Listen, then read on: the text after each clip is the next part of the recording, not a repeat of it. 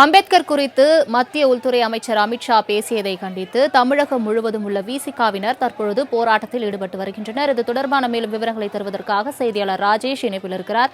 ராஜேஷ், வணக்கம். தற்பொழுது தமிழகம் முழுவதும் விசிகாவினர் போராட்டத்தில் ஈடுபட்டு இருக்கின்றனர். எந்தெந்த பகுதியில் போராட்டமானது நடைபெற்று வருகிறது? தொடர்பான முழு விவரங்கள்.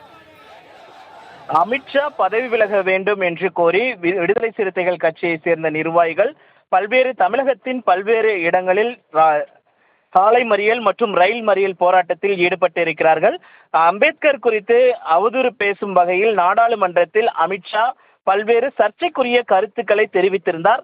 இது எதிர்க்கட்சிகள் உட்பட அம்பேத்கரை பின்பற்றக்கூடிய இயக்கங்கள் உள்ளிட்டவைகள் மத்தியில் மிகப்பெரிய அதிர்ச்சியை ஏற்படுத்தி இருந்தது.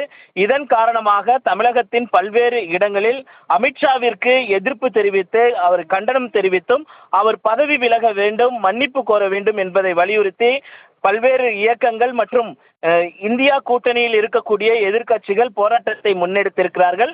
அதன் ஒரு பகுதியாக தமிழகம் முழுவதும் கடலூர், விழுப்புரம், திண்டிவனம் உள்ளிட்ட பல்வேறு பகுதிகளில், சென்னை உட்பட பல்வேறு பகுதிகளில் விடுதலை சிறுத்தைகள் கட்சியை சேர்ந்த நிர்வாகிகள் அந்தந்த மாவட்ட தலைவர்கள் முன்னிலையில் இந்த போராட்டத்தை முன்னெடுத்திருக்கிறார்கள். ரயில் மறியல் போராட்டம், சாலை மறியல் போராட்டத்தில் ஈடுபட்டிருக்கிறார்கள்.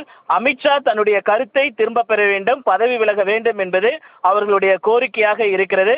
இதனிடையே ரயில் மறியல் போராட்டத்தில் ஈடுபட்டவர்களை போலீசார் கைது செய்திருக்கிறார்கள்.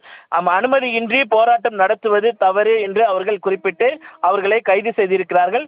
இருந்த போதிலும் போராட்டத்தில் ஈடுபட்டவர்கள் மத்திய பாஜகவிற்கு எதிராகவும் அமித்ஷாவின் கருத்துக்கு எதிராகவும் தங்களுடைய வலுவான கண்டனத்தை பதிவு செய்திருக்கிறார்கள். உடனடியாக அமித்ஷா பதவி விலக வேண்டும், மன்னிப்பு கோர வேண்டும் என்பதெல்லாம் அவர்களுடைய கோரிக்கையாக இருக்கிறது. இதன் காரணமாக பல்வேறு இடங்களில் இந்த போராட்டம் என்பது முன்னெடுக்கப்பட்டிருக்கிறது. சலோமி, விரிவான தகவல்களுக்கு நன்றி ராஜேஷ்.